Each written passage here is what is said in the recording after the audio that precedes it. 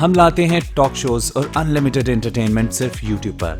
اگر آپ نے ابھی تک ہمارا چینل سبسکرائب نہیں کیا تو ابھی سبسکرائب کریں اور بیل آئیکن کو کلک کر کے ہماری لیٹسٹ ویڈیوز کے بارے میں اپڈیٹ جانیں۔ سبسکرائب کیجئے اور ہم آپ کو لیے چلیں گے آپ کی فیوریٹ ویڈیو کی طرف۔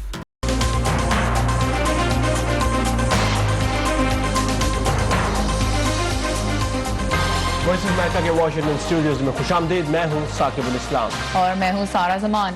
امریکہ کے لیے پاکستان کے سابق سفیر حسین حقانی نے کہا ہے کہ سپریم کورٹ میں ان کے خلاف جاری کارروائی ان کے لیے کوئی معنی نہیں رکھتی۔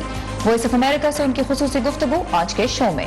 اور حسین حقانی کیس میں بین الاقوامی قوانین کیا کہتے ہیں، اس بارے میں بھی بات کریں گے۔ ویو 360 میں اور کیا کچھ شامل ہے، دیکھتے ہیں اس کی ایک جھلک۔ امریکہ روس سفارتی تنازع، نقصان کس کا ہو رہا ہے؟ بہت ہی خوبصورت ہے۔ ایشیا میں ٹیولپس کے سب سے بڑے باغ میں بکھرے بہار کے رنگ، اور انٹرٹینمنٹ کی دنیا سے ہالی would high lights. Supreme court of Pakistan نے فروری میں میمو گیٹ کیس پر از خود سماعت کا آغاز کر کے 6 سال سے ٹھنڈے پڑے ایک کیس کو دوبارہ زندہ کر دیا ہے۔ بالکل سارا، اور عدالت نے بدھ کے روز حکومت پاکستان کو حکم دیا تھا کہ وہ 30 روز میں سابق سفیر حسین حقانی کو وطن واپس لائے۔ کورٹ حلف کی خلاف ورزی کے الزام میں حسین حقانی کے وارنٹ گرفتاری بھی جاری کر چکی ہے، اور ساتھ ہی وفاقی تحقیقاتی ادارے نے ان پر بطور سفیر فنڈز کے غلط استعمال کا الزام عائد کیا ہے۔ ادارے کا کہنا ہے کہ اس سلسلے میں انٹرپول کو خط لکھا گیا ہے کہ وہ حسین حقانی کے اپنے خلاف پھر سے شروع ہونے والی عدالتی کارروائی کے بارے میں حسین حقانی کا کیا کہنا ہے، یہی جاننے کے لیے میں نے ان سے بات کی۔ آئیے دیکھتے ہیں۔ امبیسڈر حقانی، آپ کے بارے میں جو پاکستان کی سپریم کورٹ کی جانب سے کارروائی ہو رہی ہے وہ آپ کے لیے کیا معنی رکھتی ہے؟ میمو گیٹ اتنا ہنگامہ ہوا، شور شرابہ ہوا، اس کے بعد 4 چیف جسٹس اور آئے، انہوں نے ہیئرنگ تک نہیں کی۔ اب آپ 6.5 سال کے وقفے کے بعد جب کوئی مقدمہ دوبارہ کھولیں گے تو باقی دنیا کی نگاہ میں اس کی کوئی وقت نہیں ہوگی۔ رہ گئے سپریم کورٹ کے احکام، تو سپریم کورٹ کے احکام کو بھی بین الاقوامی قانون کے تابع ہونا ہوگا، اور بین الاقوامی قانون میں اس بات کی کوئی گنجائش نہیں ہے کہ سپریم کورٹ کا چیف جسٹس جب چاہے کسی کو بھی دنیا کے کسی اور ملک سے اپنے ہاں واپس بلا لے۔ اس کا ایک طریقہ کار ہے جس کو ایکسٹریڈیشن کہا جاتا ہے، اور اس کے لیے کارروائی اگر ہوئی تو اس کا ہم عدالتی طور پر یہاں کی عدالتوں میں، امریکہ کی عدالتوں میں، یا اور کسی ملک میں جہاں اس حکم پر عمل کرنے کی کوشش کی گئی، وہاں ہم مقابلہ کریں گے، اور وہاں یہ پتہ بھی چل جائے گا کہ اس کی قانونی حیثیت دنیا کی نگاہ میں کیا ہے۔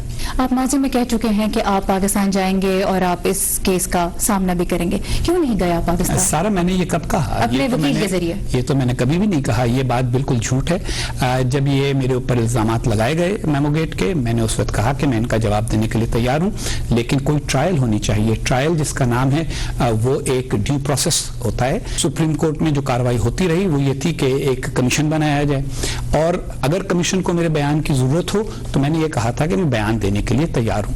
وہ بیان میں نے دے دیا، اور پھر اس کے اوپر سوال جواب جس کو کہتے ہیں جرح، اس کے لیے میں حاضر تھا کہ جس طرح سے میرے اوپر الزام لگانے والے کو بلایا گیا ہے ویڈیو لنک کے ذریعے، مجھے بھی بلا لیا جاتا۔ آپ حکومت پاکستان سے یا پاکستان کی عدلیہ سے کسی قسم کی گارنٹی چاہتے ہیں اپنے تحفظ کی؟ جی نہیں، حکومت پاکستان کو اور ان کے رویے کو غیر قانونی سمجھتا ہوں، اور انہیں دنیا کے قانون کی نگاہ میں کسی قابل نہیں سمجھتا۔ وارنٹس موصول ہوئے ہیں آپ کو کیا ابھی تک؟ جی نہیں، مجھے کوئی وارنٹ موصول نہیں ہوئے، بلکہ پچھلی دفعہ کہا گیا کہ مجھے نوٹس دیا گیا ہے، مجھے کوئی نوٹس وصول نہیں ہوا۔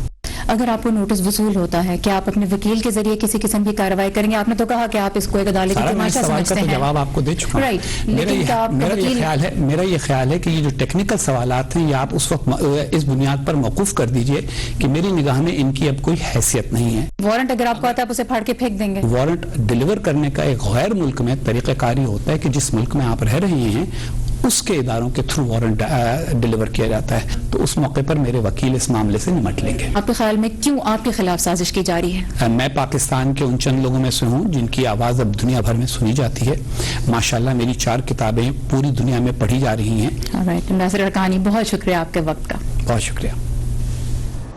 अपने साबिक सफीर हुसैन हक्कानी की गुफ्तगू सुनी और यहाँ ये बताते चलें कि वो पहले ही मुतनाज़ा मेमो की तैयारी और उसकी तरसील से मुताल्लिक किसी भी किस्म के अमल से लाताल्लुकी का इजहार कर चुके हैं। वज़ारा हुसैन हक्कानी ने आपकी ये बात भी मुस्तरद कर दी कि अपने वकील के जरिए उन्होंने वादा किया था कि वो वतन वापस आएंगे, लेकिन 3 जनवरी 2012 को जारी होने वाले कोर्ट ऑर्डर में ये नोट किया गया है कि हुसैन हक्कानी ने अदालत को यकीन दिहाने पर मबनी एक बयान जमा कराया था कि अदालत ने जब भी हुक्म दिया वो वतन वापस आएंगे। और ये कुछ रोज पहले ही ये बात एडिशनल अटॉर्नी जनरल वकार राणा ने सुप्रीम कोर्ट में भी बताई। बिल्कुल, और वाशिंगटन में पाकिस्तानी सफारत खाने से हमने ये पूछा कि क्या हुसैन हक्कानी को वापस पाकिस्तान लाने के लिए उन्होंने किसी कार्रवाई का आगाज किया है या उन्हें हुकूमत पाकिस्तान का कोई हुक्मनामा मिला है, तो उन्होंने किसी किस्म की मालूमात नहीं दी। अमरीकी महकमा खारजा से भी हमने ये सवाल किया है कि क्या उन्हें इस सिलसिले में पाकिस्तान की जानिब से कोई खत या दस्तावेज मिले हैं, उनके जवाब के भी हम मुंतजर हैं। और अगर अमरीकी महकमा खारजा को कोई दस्तावेज मिलती भी है तो इस पर अमल दरामद कानूनी एतबार से किस हद तक मुमकिन है, सारा ये भी एक अहम सवाल है। बिल्कुल, और इसी सवाल के बारे में हम बात करेंगे अमेरिका में क्रिमिनल और एक्सट्रेडिशन लॉ के माहिर वकील जनाब खालिद कालू से। खालिद साहब, वेलकम टू व्यू 360। एक्सट्रेडिशन के प्रोसेस के बारे में थोड़ा सा हमें ब्रीफली बताइए कि अगर पाकिस्तान की सुप्रीम कोर्ट वारंट जारी करती है एक ऐसे शख्स के बारे में जो अमेरिका में रहता है, तो उस पर किस तरह अमल दरामद मुमकिन होगी? हाँ जी, उसके लिए पहले तो ये देखा जाएगा कि पाकिस्तान और अमेरिका के दरमियान लीगल फ्रेमवर्क क्या है इस एक्सट्रेडिशन को रिक्वेस्ट करने के लिए। तो पाकिस्तान ने भी एक्नॉलेज किया हुआ है और यूएस ने भी ये एक्नॉलेज किया है कि इनके दरमियान एक लेगेसी ट्रीटी है जो 1932 की ट्रीटी है जो यूएस से और यूके के दरमियान थी। तो अब वो जब उसके रिक्वेस्ट करेंगे तो वो रिक्वेस्ट यहाँ पे आएगी through legal and formal channels, और उसके बाद यहाँ पे डिपार्टमेंट ऑफ जस्टिस जो है वो मेनली रिस्पॉन्सिबल होगा। वो ये देखेंगे कि ये इनका वारंट जो है इशू किया जा सकता है कि नहीं। तो हुसैन हक्कानी साहब बिल्कुल ठीक कह रहे हैं, ये तरीका यहाँ के जो एजेंसीज हैं और जो अदारे हैं वो डिसाइड करेंगे। वो किस बुनियाद पे डिसाइड करेंगे, वो क्या देखेंगे? हाँ जी, वो देखेंगे कि प्रोबेबल कॉज है, नंबर 1। नंबर 2, ये ट्रीटी में इसको कहते हैं डुअलिटी ऑफ ऑफेंस। ये जो ऑफेंस ये चार्ज कर रहे हैं, ये क्या वो ऑफेंस है जो यूएसए में भी एक्स्ट्राडाइटेबल है? ये जो ट्रीटी है ना, मेरा नहीं ख्याल कि अभी तक टेस्ट हुई है कहीं पर भी, और स्पेशली यूनाइटेड स्टेट्स में। तो इस पे डिपेंड करता है कि ये ट्रीटी इसमें ये जो क्राइम चार्ज कर रहे हैं ये इसमें कवर होता भी है कि नहीं है। तो वो कोर्ट में जाना पड़ता है, और जो कोर्ट यहाँ का जो जज है, फेडरल कोर्ट जज है, वो डिसाइड करेगा कि प्रोबेबल कॉज है कि नहीं है, कि कोई वजह बनती है उनको भेजने की या नहीं। ये बताइए, इंटरपोल को भी इस केस में अब इन्वॉल्व किया गया है, वो क्या देखेंगे? इंटरपोल जो है वो एक इश्तिहारी मुल्ज़िम करार दे देते हैं। अगर ये हुसैन हक्कानी साहब को इश्तिहारी मुल्ज़िम करार दे देते हैं, उसके बाद ये जो रियासत है अमेरिका वाले जो हैं, इनके पास डिस्क्रेशन है कि उसको एक्सेप्ट करें या ना करें। अगर वो करते भी हैं, उसमें एक्सेप्शंस होती हैं। पॉलिटिकल क्वेश्चंस और पॉलिटिकल कंट्रोवर्सी जो होती हैं वो यूजुअली कवर नहीं होती। पाकिस्तान के जुडिशल सिस्टम की क्रेडिबिलिटी इंटरनेशनली बहुत लो है, वो traditional rule of law country नहीं है। अच्छा, ये मुझे बताइए कि एक तो आपने कहा कि ठीक है, एक आपने ये कहा कि उसमें ये देखा जाएगा कि ये सियासी बुनियादों पर बनाया गया केस है या नहीं है, लेकिन इस केस में अब उन्होंने ये भी शामिल किया है कि एम्बेजलमेंट की गई फंड्स का नाजायज इस्तेमाल किया गया। इस केस को अगर बुनियाद बनाता है इंटरपोल, तो फिर सवाल ये उठता है कि हुसैन हक्कानी साहब जब 2011 के इख्तिताम के साथ ही उन्होंने भी अपना रेजिग्नेशन दे दिया था, तो क्राइम कितना पुराना है, ये कितना मैटर करता है इंटरपोल के लिए? ये बहुत मैटर करता है, उसकी जो लेंथ है, उसकी जो ड्यूरेशन है और उसकी जो इंटेंट है। सवाल ये पूछना चाहिए कि पाकिस्तान ने इससे पहले कितने रेड नोटिस इशू किए हैं और उनको कंटेस्ट हुए हैं और उनकी क्या निकला है उनका आगे से। तो मेरा नहीं ख्याल कि ये रेड नोटिस जो है वो ये ऑब्वियसली बड़ा सीरियस है, क्योंकि हुसैन हक्कानी साहब ट्रैवल नहीं कर सकते। अगर रेड नोटिस इशू है तो इंटरनेशनल ट्रैवल इनके लिए मुश्किल हो जाएगा। लेकिन ये मेरे ख्याल में आखिर में ये कोई कामयाब नहीं होगा। और खालिद कालू साहब हमारे साथ है रियासत केंटकी से, बहुत शुक्रिया आपके इस एक्सपर्ट ओपिनियन का। शुक्रिया। हम का नोबल इनाम हासिल करने वाली मलाला यूसुफजई को जहां पाकिस्तान में खुशामदीद कहा जा रहा है, वहां उनकी मुखालफत में भी आवाज़ें बुलंद हो रही हैं। पंजाब के कुछ प्राइवेट स्कूलों में मलाला के खिलाफ दिन मनाया जा रहा है, जबकि कराची प्रेस क्लब के बाहर भी एक मुजाहरे की कॉल दी गई है। मलाला की पाकिस्तान आमद पर उनके आबाई इलाके मेंगोरा में लोगों का क्या रद्द अमल है, वो क्या सोच रहे हैं, ये जानने के लिए बात करेंगे मेंगोरा स्वात में हमारे नुमाइंदे फयाज जफर से। फयाज, क्या जज्बात है लोगों के मलाला की पाकिस्तान आमद पर? جیسی پرسوں ملالہ پاکستان اسلام آباد پہنچی ہے، اس کے بعد کل ہم نے مختلف سوات کی جو مختلف علاقے ہیں اس میں ہم گئے ہیں، ان میں اور مختلف اسکولوں میں گئے ہیں، تو وہاں پر تو لوگوں کے بہت اچھے جذبات ملے ہیں. لوگوں نے ویلکم کیا ہے، خوش آمدید کہا ہے ملالہ یوسفزئی کو، ان کے والدین کو، ان کے بھائیوں کو، اور انہوں نے ساتھ میں ان سے یہ درخواست بھی کی ہے حکومت پاکستان سے کہ ان کو سوات آنے دیے جائے، کیونکہ اس سے پرے ان کے جو سیڈول تھا اس میں شامل تھا کہ وہ سوات آئے گی، اپنے آبائی گھر دیکھے گی، اس کے بعد شاملہ جائے گی جہاں پر ملالہ فنڈ سے جو قائم سکول ہے خپل کوٹ سکول اس کا افتتاح بھی کریں گے. لیکن اس کے بعد سے اطلاعات یہی ہے کہ ان کا جو سوات کا دورہ ہے وہ منسوخ کیا گیا ہے، جس کی وجہ سے لوگ کافی مایوس ہو چکے ہیں. لیکن اس کے باوجود بھی آج ہم نے جب لوگوں سے بات کی تو لوگوں نے کہا کہ پھر بھی ہمیں خوشی ہے کہ ملالہ 5.5 سال بعد اپنے ملک پاکستان آئی ہے، اسلام آباد آئی ہے، اور آج بھی ان سے یہاں سے سوات سے جو کچھ وفود گئے تھے ان کے رشتہ دار دوست وغیرہ، انہوں نے وہاں اسلام آباد میں ان سے ملاقات کی ہے، اور لوگ کی اب بھی خواہش ہے اور لوگوں کو اب بھی امید ہے کہ ہو سکتا ہے کہ کل ہفتے کے دن وہ سوات آ جائے.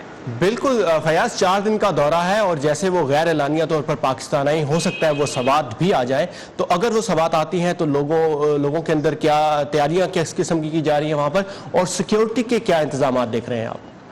سیکیورٹی کی تو یہ ہے کہ سوات اس وقت اگر پاکستان کا لوگ کہتے ہیں، سیکیورٹی ایجنسیاں کہتی ہیں کہ پاکستان کا سب سے جو پرامن علاقہ ہے وہ اس وقت سوات ہے، کیونکہ سوات میں پچھلے ایک ناخوشگوار واقعے کے علاوہ پچھلے کئی سال سے سوات میں کوئی ناخوشگوار واقعہ پیش نہیں آیا. سوات میں کرائم ریٹ جو ہے وہ بھی انتہائی کم ہے، اور اگر وہ سوات آتی ہے، ابھی تک تو اطلاعات یہی ہے کہ ان کا دورہ منسوخ ہے، لیکن اگر وہ سوات آتی بھی ہے تو بذریعہ ہیلی کاپٹر آئے گی، اور جہاں پر ہیلی پیڈ بنا ہوا ہے سرکٹ ہاؤس میں جہاں پر کھڑا ہوں یہاں سے کچھ میٹر کے فاصلے پر، تو وہ اس ہیلی پیڈ پہ اترے گی، اور اس ہیلی پیڈ سے چند قدم فاصلے پر ان کا وہ گھر ہے جن میں وہ رہتی تھی، جس میں ابھی کوئی اور خاندان رہتا ہے. تو یہاں پر سیکیورٹی کا کوئی مسئلہ نہیں ہے. البتہ لوگ خوش ہیں، اور نیوز چینلز ہیں ان کے ڈیسنجز وغیرہ بھی یہاں پہنچے ہوئے ہیں، کل سے انتظار کر رہے ہیں کہ اگر ملالہ آتی ہے تو ان کی لائیو کوریج کریں گے. لیکن ابھی تک یہ کنفرم نہیں ہے کہ ملالہ اور ان کے فیملی کے افراد کل سوات آئیں گے یا نہیں. فیاض ظفر ہمارے ساتھ ہیں مینگورا سوات سے. Fayyaz, thank you for these updates. شکریہ. اور اب کچھ بین الاقوامی خبروں پر نظر ڈالتے ہیں. روس کے سفارتی اہلکاروں کی مغربی ملکوں سے بے دخلی کا جواب دینے کے لیے آج ماسکو میں روسی وزارت خارجہ نے فرانس، اٹلی اور جرمنی سمیت کئی یورپی ملکوں کے اعلیٰ سفارتکاروں کو طلب کیا. امریکہ سے 60 روسی سفارتکاروں کی ملک بدری کے جواب میں روس نے کل 60 امریکی سفارتکاروں کو 5 اپریل تک ملک سے نکل جانے کا حکم دیا تھا، اور امریکی شہر سیاٹل میں روسی قونصل خانے کی بندش کا جواب سینٹ پیٹرز برگ میں امریکی قونصل خانہ بند کرنے سے دیا جا رہا ہے. مزید تفصیلات کے لیے ہم چلتے ہیں امان اظہر کے پاس. امان، روس کی طرف سے اس طرح کی جوابی کارروائی کی تو توقع کی جا ہی رہی تھی، یہ تو ہونا ہی تھا. واشنگٹن کا اب کیا رد عمل ہے؟ جی، روس، جیسے آپ نے کہا، روس کی جانب سے پہلے ہی اس بات کا اشارہ دے دیا گیا تھا کہ وہ پرنسپل آف ریسیپروسٹی یا جیسے کو تیسا کی بنیاد پہ رد عمل دیں گے، اور اسی لیے کل جو سرگئی لاوروف ہیں روس کے وزیر خارجہ، انہوں نے 60 امریکی سفارتکاروں کی ملک بدری کا اعلان کیا. اس کے علاوہ یہاں واشنگٹن میں جو وزارت خارجہ کی جانب سے کس قسم کا رد عمل آ رہا ہے اس کی ایک جھلک دیکھتے ہیں اس رپورٹ میں. آئیے. امریکی دفتر خارجہ نے اس خبر پر فوری جواب دیا ہے کہ روس امریکہ، برطانیہ اور دیگر تقریباً 25 ممالک کی جانب سے روسی سفارتکاروں کی بے دخلی پر برابر کا رد عمل دینے کا ارادہ رکھتا ہے. ان روسی سفارتکاروں کو برطانیہ میں مقیم سابق ڈبل ایجنٹ کو روسی ساختہ زہر دینے کے الزام پر ملک بدر کیا گیا ہے. روس کو مظلوم نہیں بننا چاہیے. اس معاملے میں مظلوم وہ 2 افراد ہیں جو اس وقت برطانیہ کے اسپتال میں ہیں. روس کے وزیر خارجہ سرگئی لاوروف نے امریکی قونصل خانے کو بند کرنے کا اعلان کرتے ہوئے کہا کہ وہ دیگر ممالک کے سفارتکاروں کو بھی ملک سے نکالیں گے. وی او اے سے انٹرویو میں روس کے لیے امریکی سفیر جان ہنٹسمن کا کہنا تھا کہ پچھلے سال 700 سے زیادہ امریکی سفارتکاروں کو نکالے جانے سے 2 طرفہ تعلقات اور عام روسی شہریوں کو مشکلات کا سامنا کرنا پڑا. اس سے ہمارے ان جگہوں پر سفارتی کام متاثر ہوئے ہیں جہاں میرے خیال میں سب سے زیادہ ضرورت تھی، کیونکہ یہ دونوں ملکوں کے عوام کے مابین تعلقات کا معاملہ ہے جو میرے نزدیک اس تعلق کی طویل مدتی سرمایہ کاری ہے. ہنٹسمن کا کہنا ہے کہ امریکہ ابھی بھی روس سے اہم معاملات پر گفت و شنید چاہتا ہے، جیسے کہ ہتھیاروں پر کنٹرول، شمالی کوریا اور مشرق وسطیٰ میں استحکام.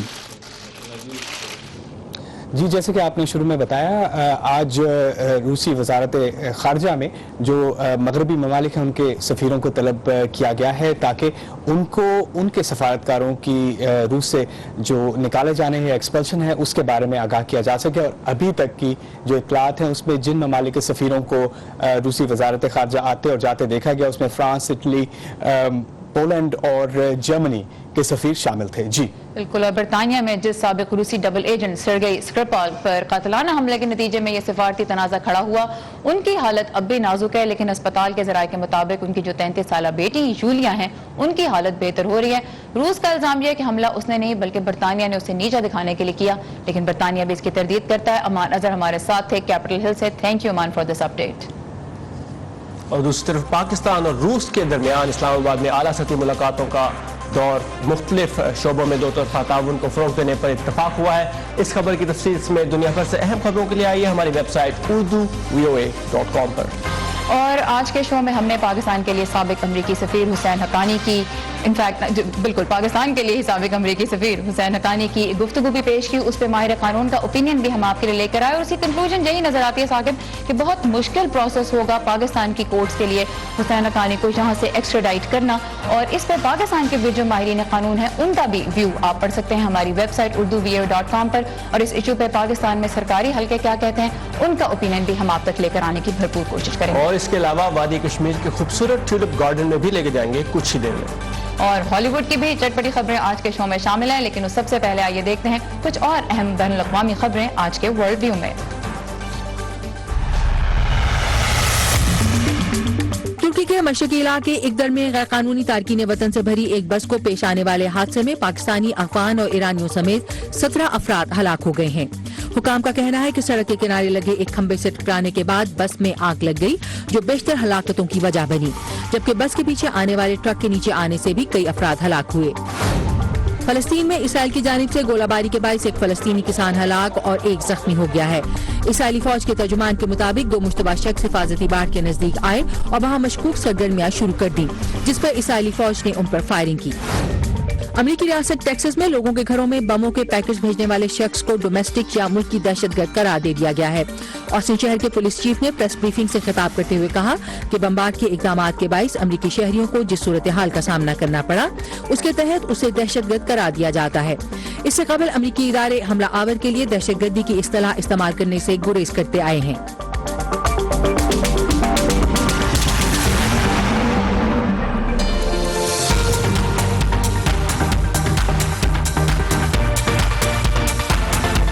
شہرہ آفاق جھیل ڈل کے کنارے ایشیا کا سب سے بڑا ٹیولپ گارڈن واقع ہے اور سارا بہار کی آمد کے ساتھ ہی خاص توجہ کا مرکز بن جاتا ہے یہ گارڈن. بالکل روزانہ ہزاروں سیاح اور مقامی باشندے جس باغ کی سیر کرنے آ رہے ہیں آج ہم بھی آپ کو وہاں لیے چلتے ہیں زبیر ڈار کے ساتھ یوسف جمیل کی اس رپورٹ میں.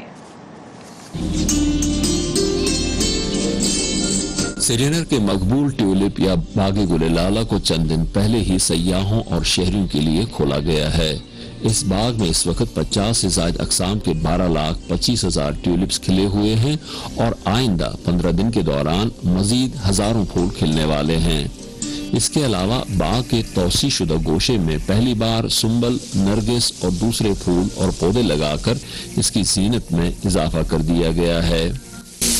بیوٹیفل بہت ہی خوبصورت ہے، بہت ایسا میں نے کبھی ویو دیکھا نہیں تھا تو لائف میں فرسٹ ٹائم میں ایسا دیکھ رہی ہوں تو مجھے بہت اچھا لگ رہا ہے. ٹیولپ ایک ساتھ اتنے سارے، واو nice.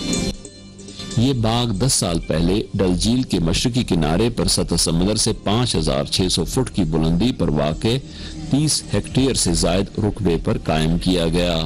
This is one of the most attractive activity جو ٹورسٹ کو یہاں کھینچ لاتی ہے. میرے خیال میں انشاءاللہ تعالی اگر اللہ نے چاہا it will be a very good season. ہمیں اپنی ریاست کے لیے جو بھی بن پڑے گا ڈیولپمنٹ کے لیے ہم کریں گے، اپنے آپ کے لیے، اپنے جو بھی اس کے ساتھ ایسوسیٹڈ ہے. گل لالہ کی زندگی صرف 15 سے 17 دنوں پر ہی محیط ہوتی ہے. باغ میں پھولوں کی ایک نئی اور مختلف کھیپ 15 دن کے اندر کھلے گی اور اس طرح باغ کی خوبصورتی کو برقرار رکھنے کے سامان پیدا کر دیے گئے ہیں. نیز پھولوں کی نئی اقسام ہالینڈ اور یورپ کے دوسرے ممالک سے درآمد کی گئی ہیں، جس سے باغ ہالینڈ کے ویکن ٹیولپ گارڈن سے مشابہ لگتا ہے۔ زبیر ڈار کے ساتھ یوسف جمیل، اردو VOA سری نگر۔ ویکینڈ شروع ہونے والا ہے اور اتوار کو ہے 1 اپریل یعنی اپریل فولز ڈے۔ سارا یہ دن ان لوگوں کو تو بہت پسند ہوتا ہے جنہیں دوسروں کو بیوقوف بنانا آتا ہے، لیکن جو بیوقوف بن جاتا ہے اس سے بدلہ لینے کے لیے پھر پورا سال انتظار کرنا پڑتا ہے۔ یہ تو بات صحیح ہے، یہ دن شروع کیسے ہوا اس کے بارے میں مختلف آراء پائی جاتی ہیں۔ بعض تاریخ دان کہتے ہیں کہ اس کی جڑیں قدیم رومیوں کے تہوار ہلیریا میں ہیں جو مارچ کے آخر میں منایا جاتا تھا۔ اس دن لوگ تفریحی سرگرمیوں میں حصہ لیتے تھے، ہنستے کھیلتے تھے۔ اور دوسری رائے اس سے کچھ مختلف ہے، وہ یہ ہے کہ اپریل فولز شروع ہوا جب سن 1582 میں فرانس نے کیلنڈر میں تبدیلی کی۔ جولین کیلنڈر میں سال کا آغاز 25 مارچ کو ہوتا تھا، جبکہ نئے گریگورین کیلنڈر میں 1 جنوری کو۔ تو جن لوگوں کو اس تبدیلی کی خبر نہیں ملی وہ غلط تاریخ کو نیا سال مناتے رہے اور اپریل فولز کہلائے۔